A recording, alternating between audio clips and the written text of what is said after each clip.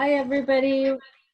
My name is Kumi Silva. I'm an Associate Professor of Communication at the University of North Carolina. Is there an echo?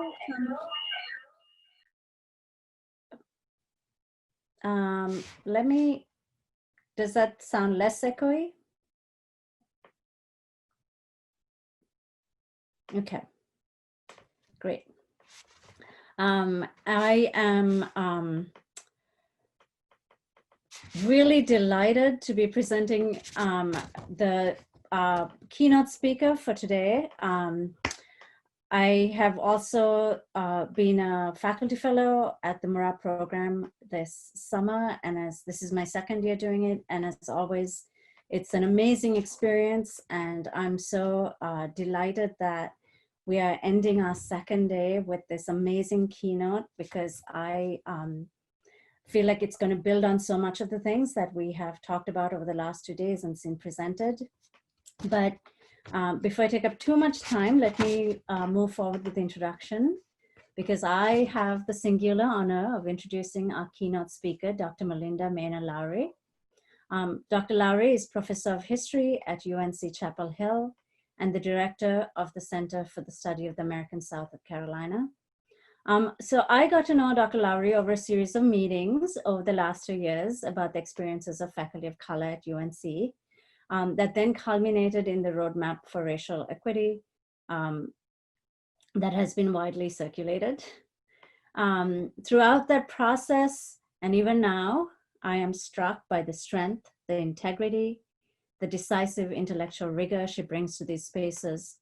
I am deeply grateful to be in community with her. While my own observations of Dr. Lowry are remarkably easy for me to articulate, I honestly struggled, and I'm being completely honest, to encapsulate the breadth and depth of Dr. Lowry's work into a brief formal introduction. She's exemplary of who and what a public intellectual should and can be, especially as members of a historically marginalized community. As a member of the Lumbee tribe of North Carolina, she has worked both through academic and non-academic venues to make Native and Indigenous lives visible, documenting the histories, the stories, and the lived experiences of the Lumbee people. Her first book, Lumbee Indians in the Jim Crow South, Race, Identity, and the Making of a Nation, published in 2010, won several awards, including Best First Book in Native American and Indigenous Studies, and is actually really delightful to read. Her second book, The Lumbee Indians, An American Struggle, was published by UNC Press in 2018. The book is a survey of Lumbee history from the 18th century to the present, written for a general audience. Dr. Lowry is also an award-winning documentary film producer. This includes a Peabody Award-winning A Chef's Life on PBS, the Emmy-nominated Private Violence on HBO, and films that have premiered at the Sundance Film Festival.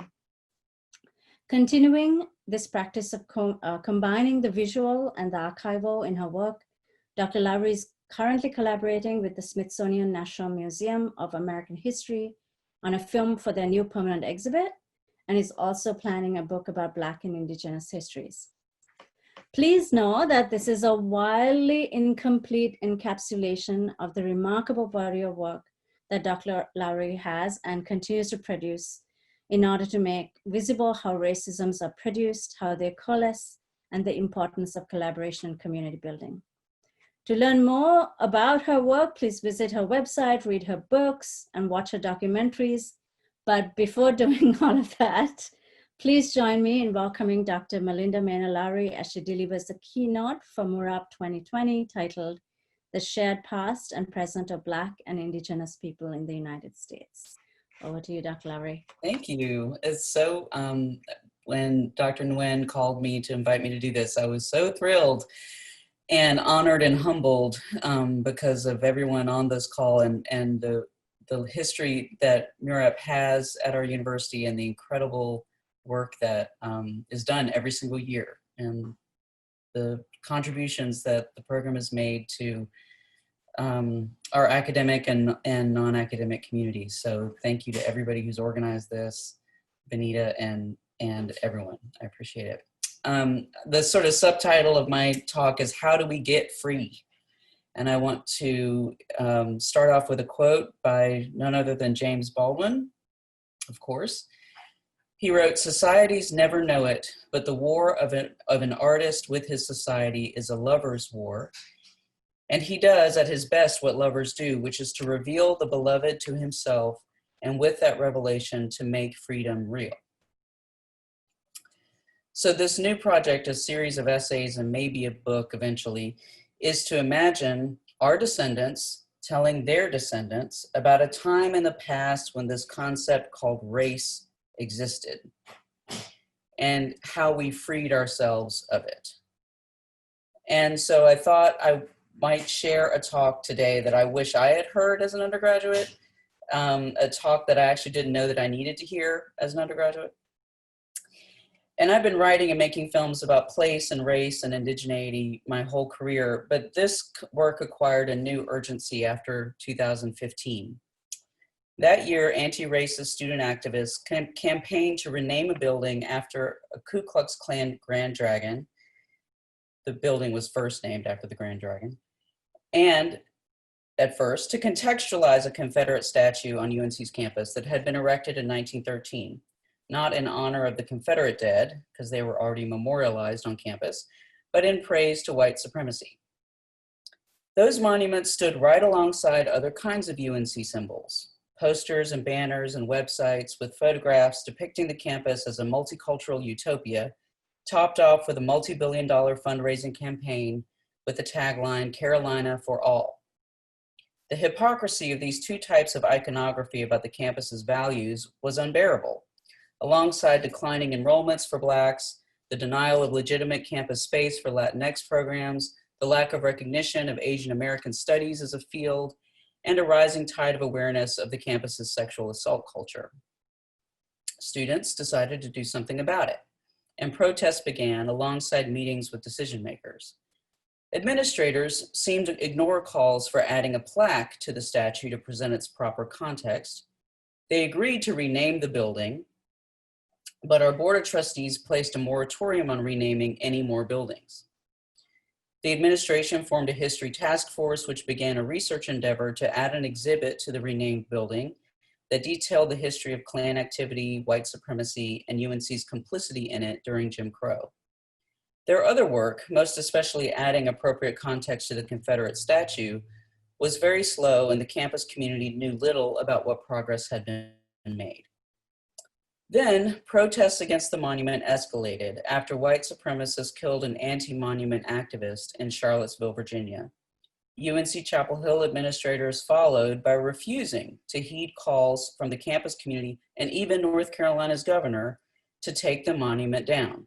The chancellor at that time, Carolina's first woman in office, insisted that she did not have the legal authority to remove it because a North Carolina state law prohibited the removal of so-called objects of veneration on public property.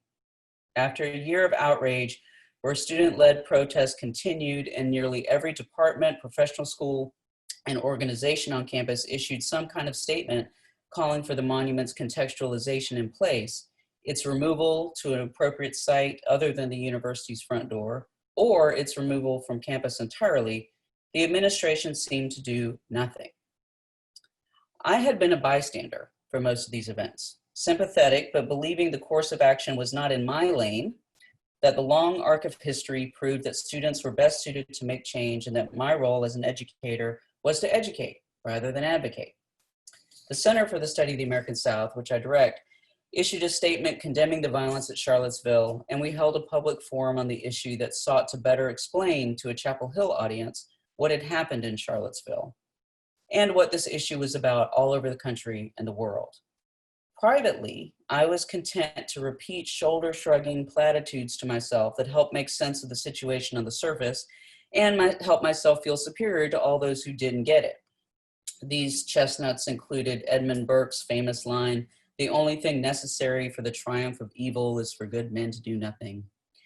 Or when John F. Kennedy said, "Those who make peaceful revolution impossible will make violent revolution inevitable." Those abstract meditations are premised on the idea that the problem is someone else's to solve, that the problem is others, not us. They kept me in a state of sleepwalking, believing that as long as I was personally willing to support the individuals involved and that I personally believed that contextualizing the statue was the right thing to do, I needed to do no more than stay informed and try to explain to the closed-minded and open-minded alike what the fuss was all about. Gradually, I remembered Martin Luther King Jr.'s less abstract analysis, that the true obstacle to freedom was not the Ku Klux Klanner, but the white moderate who loved order more than justice.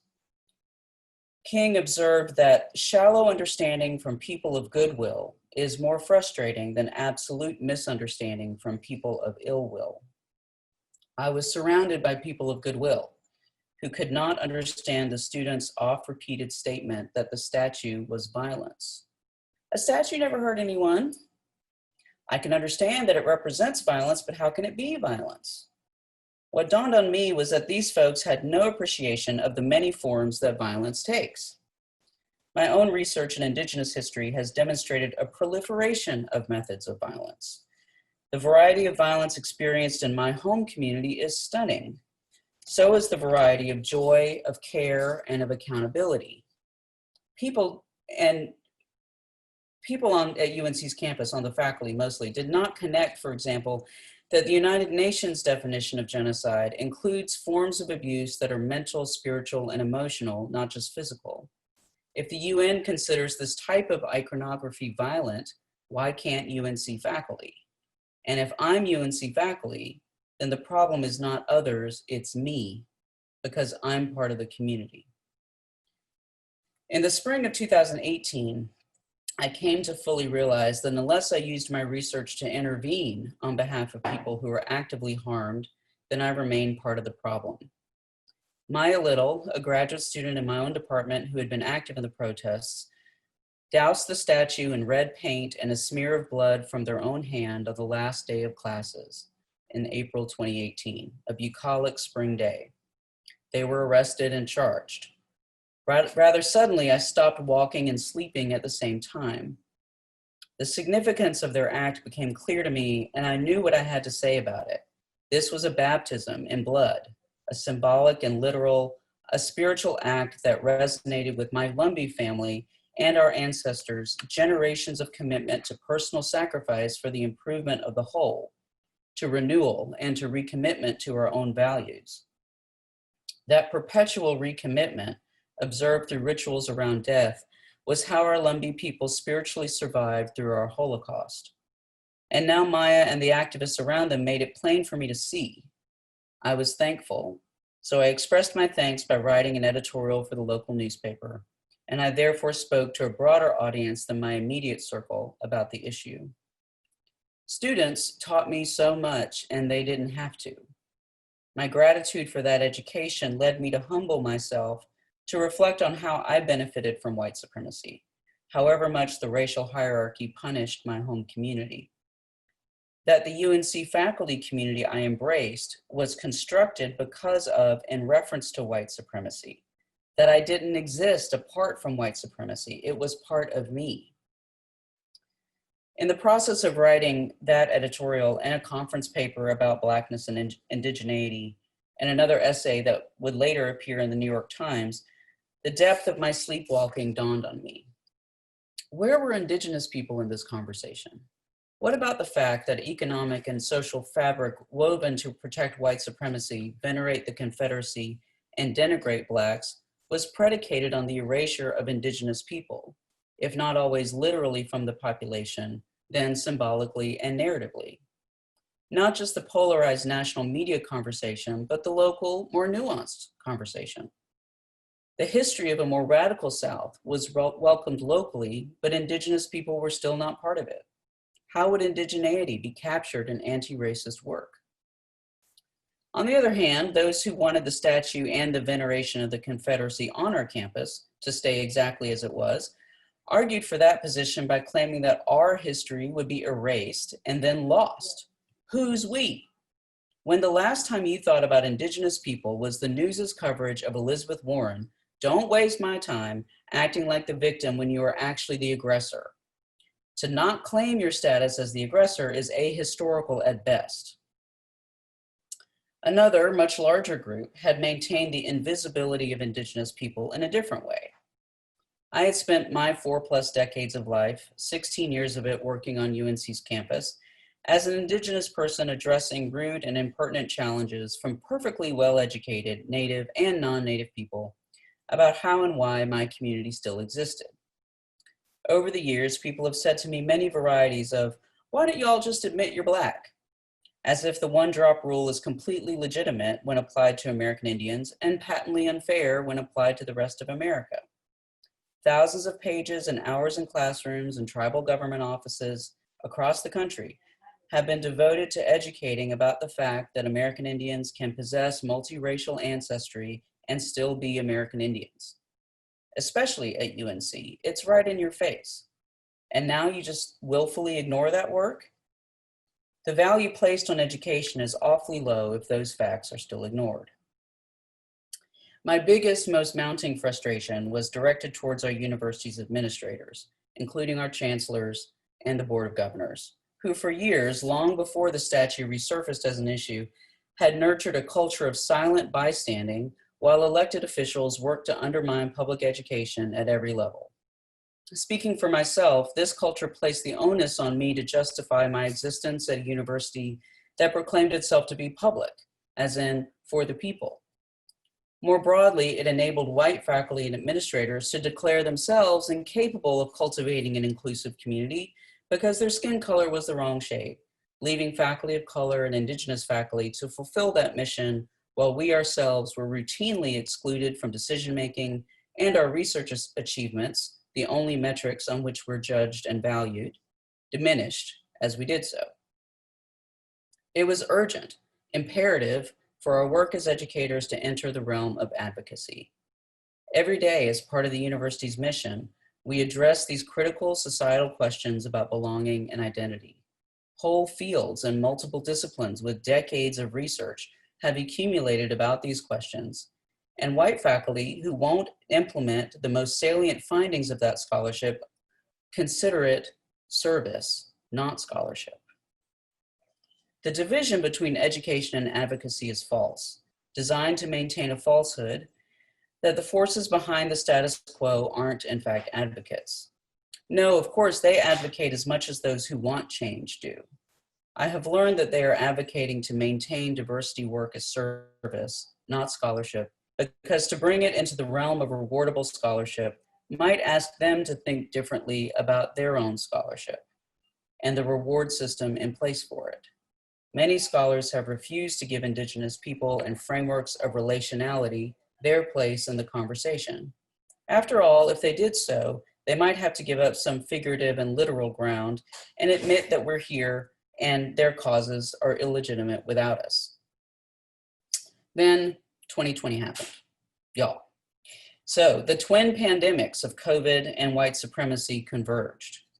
COVID-19 and the surge of protests in cities all across the country brought attention to the disproportionate death rates of Black people in America from both the disease and police violence. No one can deny that racism exists. The movement has been notable for its diversity, and Indigenous activists have been prominent in protests across the country.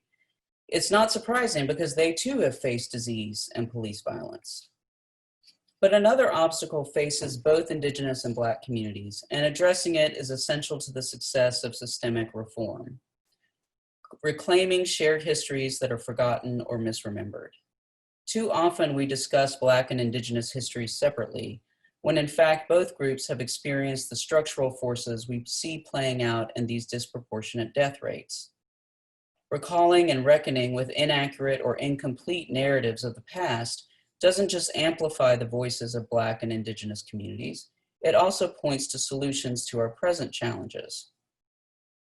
For instance, the spread of epidemic disease among Indigenous and African descended people was a result of policy as much as biology. Their societies had carefully adapted to epidemic diseases and their ripple effects before Europeans arrived in North America or Africa. Healers could remove contagions through medicine and spiritual practice. They imposed successful quarantines. They managed food systems despite seasonal uncertainty, redistributing food and other goods in order to sustain communities. European colonizers' disruption of those societies and these healing practices brought on the first genocides of Native people and the widespread deaths of African peoples, both on this continent and during the Middle Passage. Warfare and enslavement disrupted these communities and then prevented healers from doing their work and people from accessing medical and spiritual care. Displacement and famine followed. Death from disease was not inevitable. Rather, specific colonial policies, notably those that encouraged theft and used stolen resources to develop systems that valued property over people, made strong communities vulnerable, and then, when disaster struck, denied those same communities their own means of recovery and revitalization. Biology was then used by colonizers to justify such policies. Ibram X. Kendi, in his comprehensive history stamped from the beginning, discusses how both African and North American indigenous peoples were declared fit for enslavement by virtue of their biology. Observing that the genocide that flowed from disease, Spanish attorney Alonso de Zuazo wrote in 1510, "General license should be given to bring Negroes, a people strong for work, the opposite of natives, so weak who can work only in undemanding tasks." Biological justification for the enslavement of Africans and the elimination of natives paved the way for later settlers to rationalize their conquest. In the wake of a devastating epidemic in New England in 1633, English settler John Winthrop wrote, "The greatest part of the natives are swept away by the smallpox. So as God hath hereby cleared our title to this place, those who remain hath put themselves under our protection and freely confine themselves within certain limits." Winthrop justified native deaths, English settlement, and seizure of indigenous lands as part of a preordained hierarchy, a logic that intertwined biological and religious superiority. Colonizers imposed a biological, religious, and cultural hierarchy on people from both Africa and North America. That logic dictated that the victims deserved what they got, or that the outcomes were just natural extensions of European self-proclaimed superiority. This logic of victim blaming made it possible for the structure of military-style policing to germinate and grow among both communities. Some of these structures developed within the United States' most crucial eras, such as the Civil War and Progressive eras, when citizens fought to realize their visions for equality. These same time periods also brought state-sanctioned violence to Black and Indigenous people, especially as they tried to exercise their rights. Using militias, both formal and informal, to achieve whites' goals for their supremacy in the South and the West brought devastating consequences to the political rights of groups on the margins. For example, in 1864, 150 Cheyenne and Arapaho men, women, and children were massacred at Sand Creek in Colorado by Union Army units that had been functioning as a state militia since their return from fighting the Confederacy. Colorado was a kind of front of the Civil War where white Westerners' investment in exterminating Native nations matched white Southerners' investment in maintaining slavery. The massacre was politically orchestrated by Colorado's territorial governor, John Evans. Evans consistently issued inflammatory proclamations against Cheyenne and Arapaho inhabitants, accusing them of preparing for war against white settlers, all while Evans and the settlers under his jurisdiction flouted federal law to bring about war with indigenous people. Evans was so desperate to make Indians look like aggressors that he deliberately and consistently portrayed peaceful Cheyenne negotiators in the mantle of warlike chiefs. The Sand Creek Massacre killed many of those same peaceful chiefs, opening the way for settlers to seize Cheyenne land without negotiating at all. Evans's use of what was effectively a militarized police force led him to orchestrate atrocities without the approval of the federal government and to the deep detriment of the Cheyenne and Arapaho. Then in 1898, between 60 and 300 Black men, women, and children were massacred in Wilmington, North Carolina by 2,000 white men who gathered in the city to eliminate the threat of Black prosperity that had accumulated since Reconstruction. Thousands more Black Americans were forced to flee their homes and businesses in Wilmington, leaving them to the mob to loot and raid. Property worth millions of dollars was transferred to white owners in this illegal coup, motivated by the success of Black voters in the state in helping establish a multiracial political party that would actually serve their interests. The informal militia, really a mob that held the tacit approval of the highest officials in North Carolina, was organized and led by senators and future mayors, congressmen, businessmen, a newspaper editor, and the first woman to serve in the US Senate. They sought to establish so-called good government, which, in the words of Governor Charles Aycock, rested upon the assured political supremacy of the white race. Black Americans' rights to participate in good government held no sway with the Wilmington insurrectionists, whose actions were officially supported by the state. Today, blaming the victim persists in police violence and the elected officials who make excuses for this violence. Accusing outside agitators of theft and property destruction is a common tactic to divert blame from the actual agitators. The faculty who co-created UNC's Roadmap for Racial Equity consistently face this accusation from UNC's leadership. Social media shows us more and more examples of police actively accosting protesters, not the other way around. When administrators illegally pay a hate group in a settlement concerning the ownership of the Confederate statue that used to be here, they are proving themselves to ally with outside agitators. It seems that these acts exist to justify portrayals of demonstrators, or in our case, faculty and students, not as Americans who want to be treated fairly, but as violent rioters who promote chaos. But unlike in the past, when aggressors cloak themselves in superiority to hide their theft and its consequences, this time, the winners won't write all the history. We have new evidence for who is causing the violence. If we are to change this product of systemic racism, we must properly remember the structure of theft that colonizers developed and stop blaming the victims. Black and Indigenous histories are intertwined, and the structural racism that both groups face now is a product of structures built in the past. These structures prompted the cascade of change brought about by European invasion and settlement, but they were not inevitable or accidental. Lies had to be told to maintain those structures against what was inevitable, the resistance of Black and Indigenous people to the violence committed against them. The structures of systemic racism were built upon a hierarchy of biological categories that required legions of scholars, politicians, religious figures, and ordinary men and women to construct.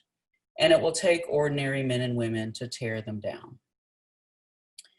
For Black and Indigenous people, history is a source of nourishment from which we can continue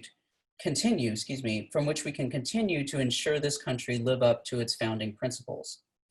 When we grasp Black and Indigenous histories together, we see that white supremacy is its own virus, one that alienates Americans from one another and blinds us to the culpable parties.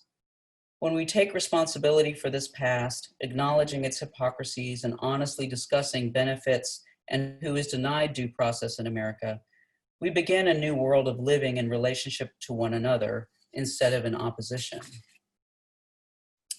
On June 2nd, 2020, I felt free. That day, I realized George Floyd was born in my home territory. There is nothing more sacred than our ancestors and where they rest. No longer could I argue for the inclusion of Indigenous people in the past and future of racism and anti-racism. Instead, I began to see Indigenous and Black histories and futures as intertwined, both fundamentally dependent on each other. Telling them together changes the narrative completely. To tell them separately when our people are in community with one another is a desperate attempt to sustain white supremacy at the expense of our future. We are all on Indigenous land, and wherever you go, there are Indigenous people. Minneapolis, Southeastern North Carolina are bound not by Floyd's death, but by our kinship and survival in multiple places, claiming and sustaining our territories and our cultures. Many Indigenous people fear this shared story. On June 27th, Black students at UNC Pembroke, the campus founded by my ancestors and located in our homeland, organized a Black Lives Matter march in the town of Pembroke. They were joined by Lumbee, Black, and white members of the campus community and the town. They came to honor our ancestors and support the victims of police brutality. Lumbees and Blacks have collaborated on social justice issues at moments throughout history, especially in the 1860s and 70s and the 1950s, 1960s, and 70s.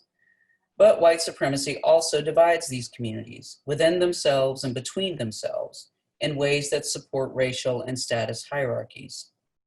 The June 27th demonstrators were met by Lumbees and whites who lined up on the other side of the streets of Pembroke opposite the marchers. They hurled beer, water bottles, and racial slurs at the marchers.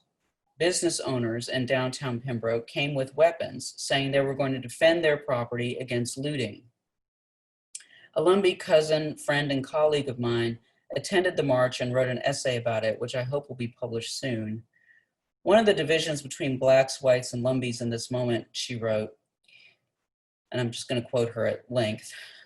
She said, the BLM march is not the first time I noticed that African American and other students were not always comfortable in Pembroke. Most students from outside Robeson County admit that before they come to UNCP, they heard that Lumbees will cut you. This is not to say that poor race relations on campus are all one-sided. Lumbee students have reported to me that African American students at UNCP have called them dumbies.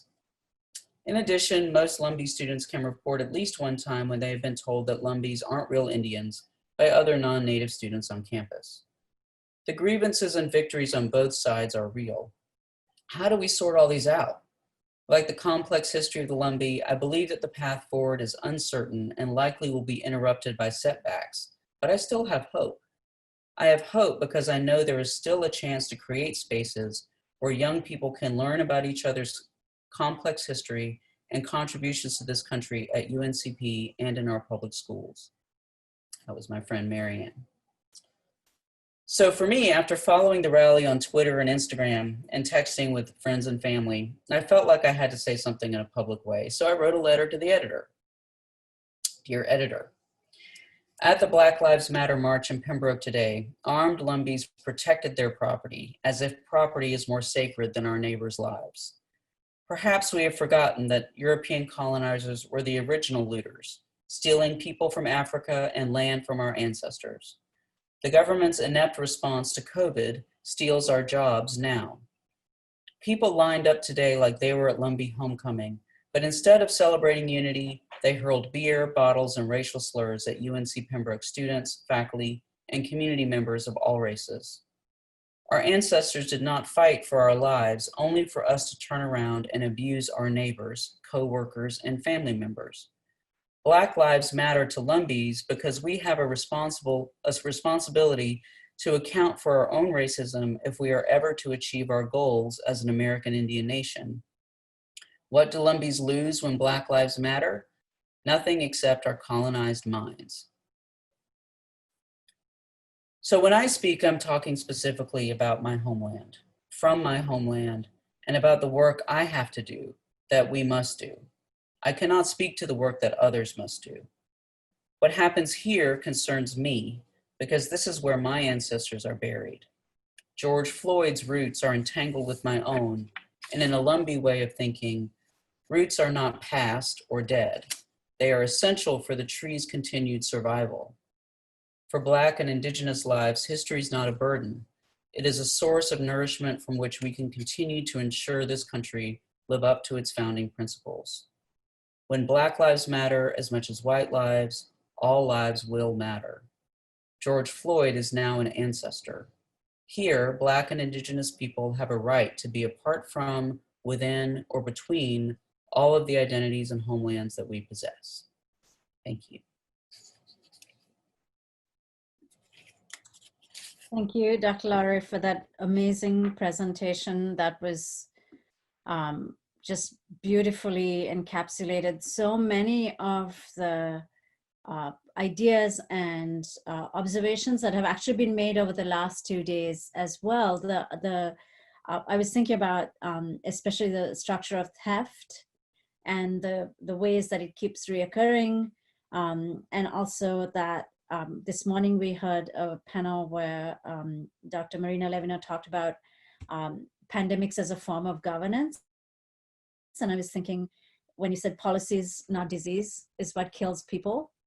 And the connections, and I'm excited for the Q&A. And we already have a question on chat that I'll read out to everybody listening in, because the questions come directly just to the panelists. And I want to remind everybody, if you have questions, please use the raise your hand function, which is on the right-hand side of your screen at the bottom. And the first question is from Chloe Jackson, and she asks, you mentioned briefly the white rationalization of colonization and alluded to it when discussing the issue with the statue at UNC in 2015. What place does white rationalization have in academia, and how does this connect to formal versus informal education discussions that happen a lot in Black and Brown communities? I particularly think of many Brown grandmothers I've encountered who, while not having access to graduate education, are smarter than I'll ever be, truth. I hope this question makes sense. It makes perfect sense. I would love to just hear your thoughts. Well, there's a lot of people on this call right now that can speak to this. White rationalization in academia is real and deep. I think in my various contexts as an undergraduate, you know, kind of through the course of my career in academia, you see it unfold in different ways depending on the stage of career you're at. I think often in mentorship on the graduate school level, but also as a junior faculty member, white rationalization looks like the rather persistent narrative that people of Black, Indigenous, or people of color do not belong here. The implication being that we are products of an unfair system, that the reason we're here is some phrase like affirmative action, which is, anyway, was very significant in my kind of upbringing in formal education. I was told many, many times that the only reason I was in a particular space at all was because of affirmative action, not because I had a place there, or because the academic space should include me. So affirmative action is an elaborate example of a racist policy, as Ibram Kendi would describe it. It's an elaborate, and that's I say that hearing how maybe surprising or unexpected it might be to hear that affirmative action is a racist policy. When you read his analysis of what a racist policy is, a definition and analysis, you can see quite clearly how a policy that leads to such rationalization, where the impact is that kind of rationalization, produces racism. It may not have been intended to support a racial hierarchy, but in fact its impact tends to be to support the same racial hierarchies that existed before the policy was created. So affirmative action is one narrative that I've seen over and over again in terms of various different stages of my career. Now that I'm a full professor, I think that narrative it comes to me less often. I'm just also blocking it out, but I'm somewhat immune to it, I suppose, now. And the more that you progress in your career, I find that sometimes the rationalization emerges through disciplinary conversations. So there's, depending on what disciplines you're in or intersection of disciplines, there are often so-called standards of rigor that are invoked when someone wishes to fundamentally exclude the perspective or the generative nature of a scholar's analysis. And so when I hear a word like rigor come up, my first sort of reaction is to check myself and say, wait, I need to get curious about that word, because I don't need to assume that my definition of rigor is the same as the person speaking right now.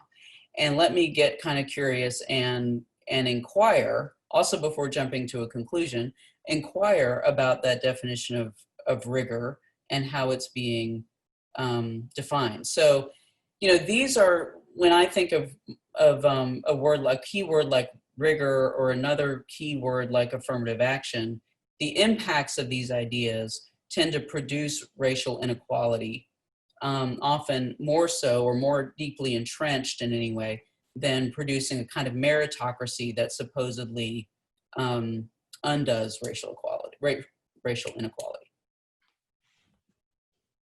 Great, thank you. Am I muted? No, I'm not muted. We have a question from Sophia Rikabi, who is a MURAP scholar. Sophia? Thank you so much. Thank you so much, Dr. Lowry. It's a very engaging conversation that you're having. So you talked about earlier how you felt as though as an educator, you couldn't say as much as you wanted to about the silent salmon and engaging in these ways. As someone who wants to eventually become a professor at a university, what would you say is the best advice for those who want to engage in protests and or revolution, if revolution is even the right word, but want to highly engage in these sorts of protests? And like, I'm nervous about dealing with white supremacy within universities, but also how I fit within a hierarchy between not only students, but those above me. Sophia got muted, I think, but so I think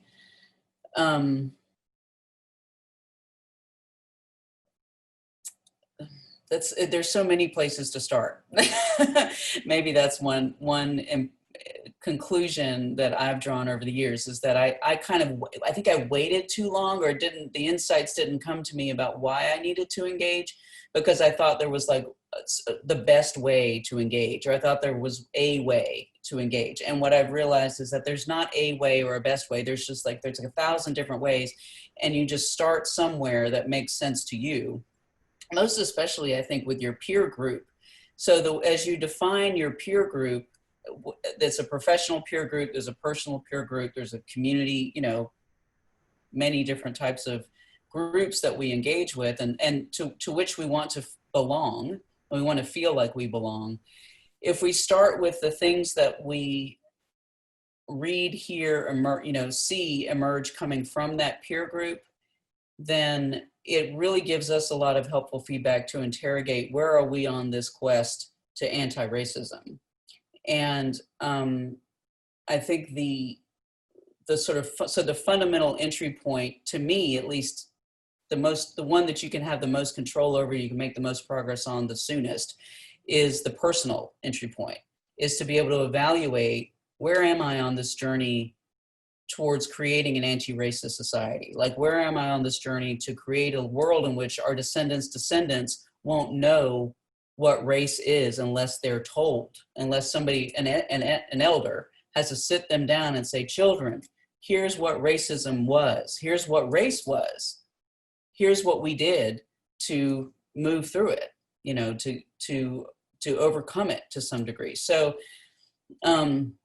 if I think about what I want that world to look like, or what I want to be saying, if I was in that world, what would I be saying in that world? Then it helps me understand where I am on this journey to actually create that world. And beyond the self-reflection piece, I don't know that you can do anything without self-reflection. So beyond that piece of it, I think being able to discuss with your peer groups where you are on this journey is at least one of the most important things that we can do. I think reading, studying, getting your research, like getting all that lined up is a given, especially if you're in this group already. If you've been working with this program and you're in this program, the fact that you're an excellent scholar whose standards of rigor can meet or beat anyone else's is a given. So trusting yourself, trusting your relationship to your profession, and knowing that you know what's best for you is is critical, but I would say try not to spend maybe as much time convincing yourself to trust yourself as the time necessary to engage in this reflection, this rest, this really important space we need to imagine what the world we want to create is like. Thank you so much. Thank you. We have a question next from Dr. Gwen. Hi, Melinda.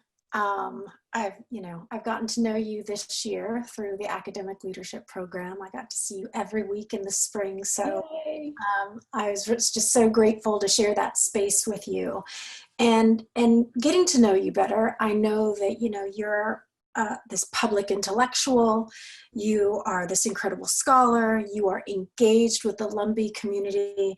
And then you talk about being, no longer sleepwalking, right? Being an activist on campus. And that just adds another sort of mound of responsibility for you, because I know how strongly you feel about all these other parts of your life and your career, right? And so I guess my question is, how do you, once you stop sleepwalking, how do you know which battles to fight? And how do you know, how do you hold into so many things, right? Once you become a voice, once you become a leader, because you are on campus, people want more of you. And so how do you prioritize that? That's a great question. And I wish I had an answer. I'm developing an answer. One of my first answers, don't tell anybody, there's 50 people on this call. Are we recording? Go ahead and tell people. One of my first answers is to not do things that necessarily the administrative leadership, at least at the very top, are going to ask me to do. And I think that's a answer that's maybe is temporary. I mean, I could never say never, right? Somebody might come along that's doing something really great, and I'd be like, yeah, sign me up. That sounds right up my alley. But in general, I think what I've learned on this campus, and I've taught previously at Harvard for several years in a tenure track capacity there, is that folks, it's almost like endemic to leadership at the very highest level in the academy that you have to take credit for other people's ideas, because you don't have ideas. The top leadership here, and I think many other places, have very few original ideas, especially as it relates to questions of equity, diversity, inclusion, that is far outside their academic, social, intellectual bandwidth, right? So they have not spent decades and decades studying these issues. They haven't read the previous thousands of years worth of cultural and literary production from communities around these issues. So they don't have any innovative ideas. When they come to the table wanting to, engage with this issue, they will often reach in and pick the thing that seems to support their status much more than it does a substantive change on campus or otherwise. So I think if I have a kind of decent boundary, it's around to what extent is this thing I'm being asked to participate in coming from a place of intellectual rigor, there's that word, my definition of rigor, but to what extent is it coming from a place of intellectual authenticity that represents deep work and wrestling and expertise, rather than a place of, let me figure out a way to check a box to cease criticism that's coming at me from all corners, right? And unfortunately, I haven't yet seen a proposal for DEI work that emanates from top leadership that really results in substantive change. I've seen lots of proposals from students, from faculty, from all corners of the campus. And so those are the ones that I want to work on. when I'm thinking about like how to spend my time. I don't know that I can make change in any of these areas, right? But typically what I've learned in this setting anyway is that if that past behavior is the best predictor of future behavior. And you want to work with people whose past behavior is consistent with your values and your sense of integrity. There's a better word than rigor, integrity. So, so if it doesn't resonate with me as a project that has, or an idea that has integrity, I can't work on it. That said, I work on 1,000 things because there's so many good ideas out there. The thunder is rolling, so yay. It is even here. And that I think we have time for probably one or maybe two more questions. We have a question on chat from Michael Palm. Dr. Palm is actually building on Dr. Nguyen's question, and is asking how, to what extent should the university be the locus of struggle? And he's specifically thinking about Fred Morton's and Stefano Hani's Undercommons, and also the recent conference at Duke, the Abolitionist University, and would like to, I think this is a question probably from many of us, that how would you advise that we use the university to foment change beyond it, as well as to fight change in the university itself? I know that requires probably another Yeah, and Michael, you know a lot more about this than I do. As a leader of the American Association of University Professors chapter on our campus, as a co-president, I would love to hear your advice on this. I mean, I think the one place to start is that the academy is as counterintuitive as its culture is compared to the kind of workplace environments that most of us actually do go on to after we leave college. Its culture of change is really counterintuitive. It's coming and change comes from all directions. It usually still has to flow upwards rather than flow downwards. It's not very effective often when it comes from the top. But in that way, I think the academy can be an interesting, not an exact mirror. It's not a reflection of certain kinds of communities, but it is an interesting mirror, fairly fuzzy mirror, I guess, maybe circus mirror, of society at large. So you can see in the university power dynamics flowing in a lot of directions, and some unexpected ways, but then also some really typical and politically charged ways. So when you see what I notice at UNC and beyond is that when you see power flowing and influence flowing, it's worth taking note of the origin of that power, where it gets sort of, as if it's a current, an electric current, like where does it get stopped along the way? What shuts it off and what can turn it back on? And how long does it take for that power to actually sort of reach its fulfillment? And so not everything is easily observable in a short period of time. That's the other thing about the university that's maybe not as much in some ways like society or the immediate political change that we require right now.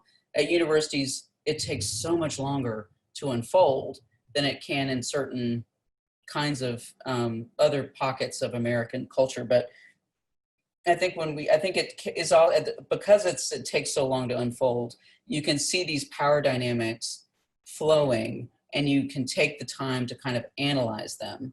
And so that's not really an answer to the question, because I'm not sure how to harness this power that the university has.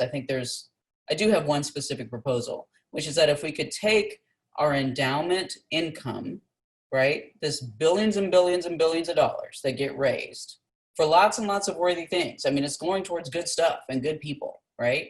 It's given by, people who really care about this environment. This billions of dollars, if we could take the income from that and invest a small percentage of that income 0.5%, 1%, in a community development finance corporation. If we could invest it in a community bank, if we could take it to people with change that they want to make, that they need financing for. That's one really concrete way, one really obvious way for the university to make a direct impact on society. And that has to do, that then, leads to a logic around not hoarding wealth, right? We can't hoard our wealth. We also can't hoard the knowledge that we generate and produce and that we teach in the classroom. It can't just stay in the classroom. But fundamentally, I think it's a larger project of using this university space to kind of analyze where society is at, or think about power and how it flows, because we can see it in certain ways here that helps us understand it in ways that are beyond here. We should have this conversation sometime. I'd like to know what everybody else here thought of that. That's actually kind of an amazing proposal and would be amazing to sit down and discuss and think through. But it is also an amazing moment for us. It's like the perfect wrap up, like an actual, I'm amazed at the fact that you were able to bring all of these things together and then end with like a practical solution. Well, I didn't come up with it either. I mean, that's a philanthropic leader that we had at UNC last fall at the center. She came and she's like, here's what y'all need to do. And we're like, yes, oh my God, so. And I think that's the thing, that the universities have this, right? Like we have this knowledge that is never valued. And it goes back to actually the very first question that opened our Q&A, like what is considered rigorous? Mm-hmm. And there is a kind of a economy to that, right? A capitalist economy to that. Yeah. What is considered rigorous is what is valuable within white supremacist society. You can pay for it. Yeah, exactly. It seems like a really good time for me to hand this over to wrap up our session for the day and to give the closing remarks of the day. And just to say thank you again, Dr. Lowry, for that amazing presentation, for just being amazing in general, and for I feel like my daughter Lydia says, you're amazing. You're all amazing. Thank you. I love what Dr. Caldwell put in the chat box. You're bringing the thunder, Melinda. It's thundering in Chapel Hill. So I just want to thank all of the provocative panelists today, capped off with this incredible presentation and discussion with Dr. Melinda Lowry. I know I've been personally nourished and inspired by both yesterday and today. And the good news is that we're not done yet. So we are continuing our conference on Monday. We have one more MURAP Scholar panel and a MURAP alumni panel. So if there are any alums here that have joined us, make sure to tell your friends, your MURAP, the MURAP alums to join us on Monday. We're going to have a fun session, with some panelists who are alums, but also open it up to just a discussion about how MURAP has shaped your career and perhaps your life. And so you'll get to see some of your friends that you haven't seen in a while. So please send the message out there and make sure that your MURAP cohort joins us on Monday. Well, until then, have a wonderful weekend and practice whatever kind of care that feeds your soul. So thank you so much, and have a great weekend. Bye.